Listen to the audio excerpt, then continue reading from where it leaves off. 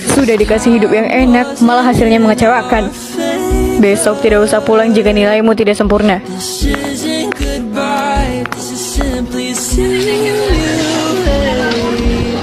Dari kemarin dia murung terus. Apa nilainya seburuk itu ya? Nilainya lebih dari kata perfect, cok.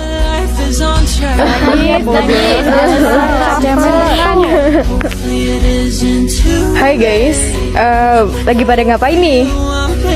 Cabut. Sebagai tanda terima kasih dari aku, sepulang sekolah nanti ke rumah aku ya, kita makan malam bersama.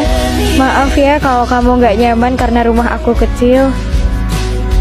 Santai, gue nyaman-nyaman aja kok. Bah, deh aku pulang. Anak mama udah pulang. Kakak gak apa-apa kan? Kepala kakak kok diperban? Kakak nggak apa-apa kok, tadi kejedot pintu doang. Jangan diremehkan itu. Sini mama lihat. Ya ampun, kalian hati-hati sayang.